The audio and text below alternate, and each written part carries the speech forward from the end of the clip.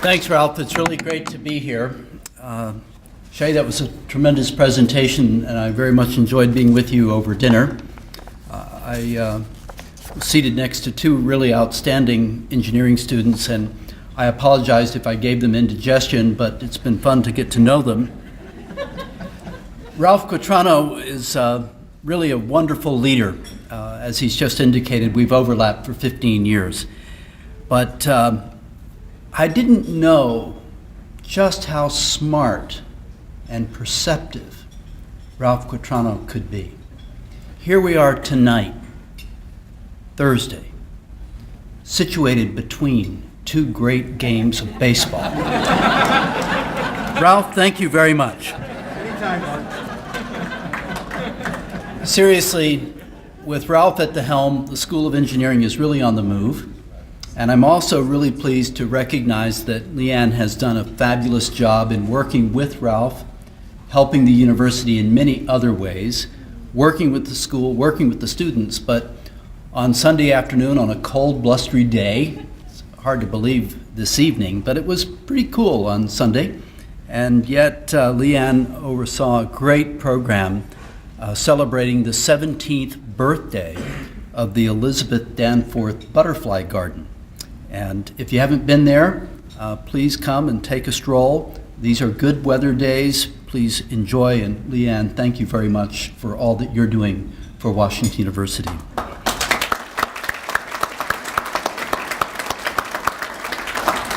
Ralph also made note that we have a great new leader in Holden Thorpe as provost. It's fun to have a great chemist joining the leadership team. How could we do without, chemistry? Holden has been with me on a couple of events and programs the last day and a half, and he's lamented how it was that we were overlooked by the Nobel Committee, and maybe next year we'll be included.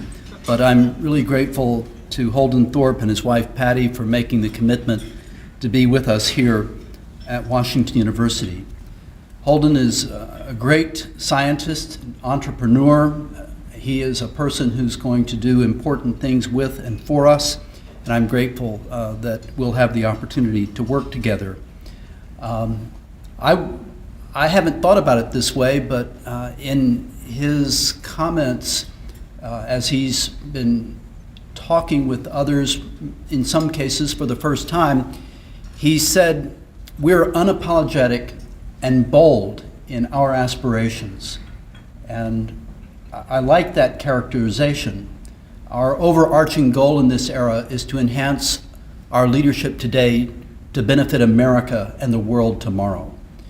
The School of Engineering is going to make important contributions in many dimensions.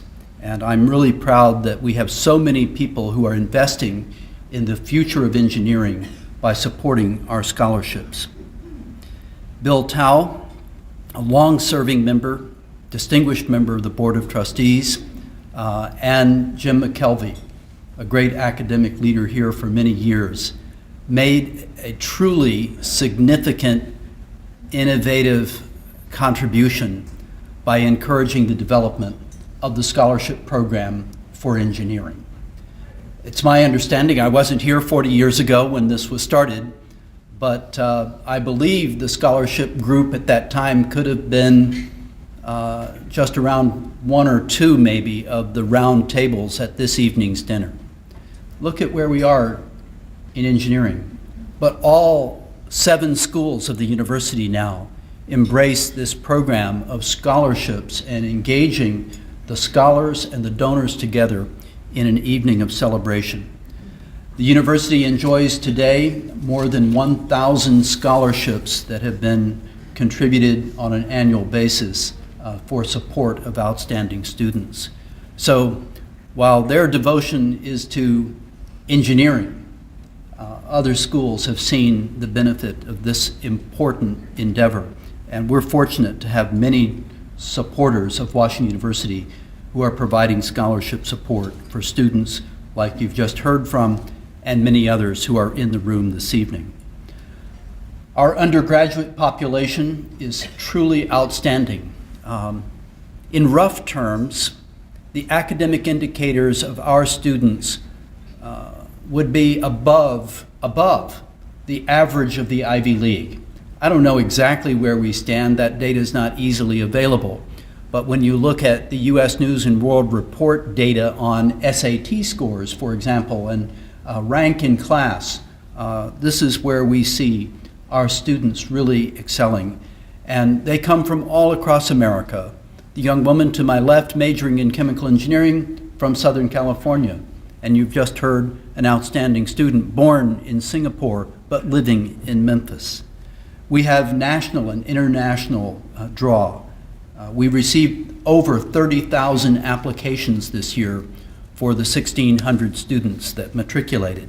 So we're selective, and we have the privilege of working with really great people.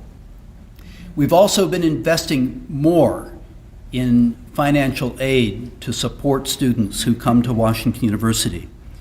In the last academic year, we provided our students with more than $175 million in financial assistance. The average aid award for students with need has increased in the past 10 years from about $16,000 to $30,000 this year. In 2008, 5 years ago, we made the decision to provide scholarships instead of loans to students whose family income was less than $60,000 a year. Last year, we expanded that program to include students from families earning up to $75,000 a year. This ability stems from great supporters like the scholarship donors here this evening. In your program, you see our logo. We're in the midst of an ambitious fundraising campaign. The campaign is called Leading Together, and we've established an important goal for financial aid. We're striving to realize at least $330 million in new support for scholarships and fellowships across the university. We already have nearly $220 million toward that goal, and we have 4 years and 3 quarters to go. So I'm confident that we will go beyond the $330 million, and I'm grateful to all who have contributed so far. Dean Quatrano has already noted some magnificent gifts that have been made.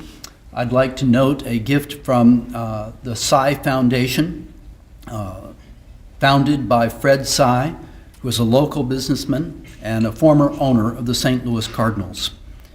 He contributed significantly to the Danforth Scholars Program in 1996 when that program was founded, and through his foundation, he has provided great support for scholarships, and most recently this year, a $1 million commitment to expand the scholarship fund that had been created earlier with his magnificent support.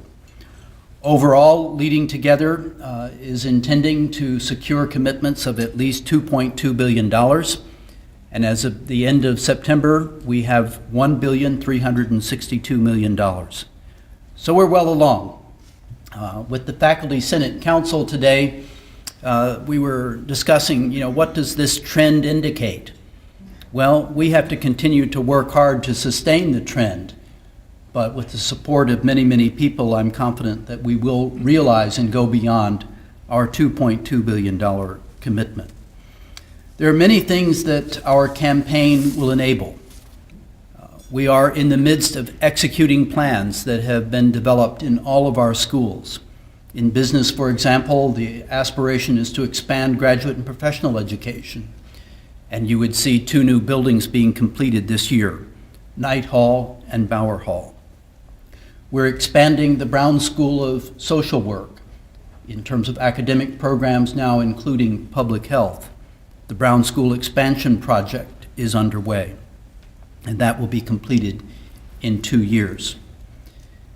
We also enjoy great support in engineering, and Ralph Quatrano has already recognized Don Jubal and his family. We're looking forward to completing the design and development of a new building that will be home to our Department of Mechanical and Material Science and Engineering And this is a tremendous development for the campus. We are developing an East Campus plan that will be very exciting and will transform the east end of the campus. And in the fullness of time, we will have that engineering campus that Ralph referred to. We are fortunate to have many people at Washington University supporting us and encouraging us. But physical facilities, and we're fortunate to have Whitaker Hall, Brower Hall, Green Hall, and soon Jubal Hall. But it's what takes place in these buildings that really matters. And I'm proud to tell you that in the course of our fundraising campaign in this era, we've already received commitments to establish 68 new endowed professorships. It's these professorships that enable us to support, attract, and retain our faculty. And this is an important element of our success. And of course, that nearly $220 million in financial aid assistance that we've secured will make it possible for us to continue to work with the most outstanding students in the world. Just one illustration of what our students are doing comes in the new discovery competition that Dean Quatrano started. There's a team that was led by 2 undergraduate engineering students that led to the startup company called Sparrow Labs. They developed a low-cost device that helps patients manage asthma. The company's co-founders have won more than $275,000 in prize money to fuel the advance of their company. And most recently, and this is what I find rewarding, most recently they earned a $150,000 prize by winning against teams from institutions like MIT, the University of California at Berkeley, and Johns Hopkins. This was a contest that was sponsored by a consortium of Boston area teaching hospitals and engineering schools. So engineering is on the move in many exciting and important ways. And when we can win against competitors like those at MIT, Berkeley, and Hopkins, I know that we are indeed working with the most outstanding students and the most outstanding faculty. There are many things that are going on across the entire institution, from the medical school across Forest Park to all 6 schools on the Danforth campus. Each school has developed exciting plans for the future, and I'm confident that we will, in fact, enhance our leadership to benefit America and the world. Thank you all for joining us tonight, and I look forward to the exciting era ahead. The immediate future is to beat the Los Angeles Dodgers. Thank you.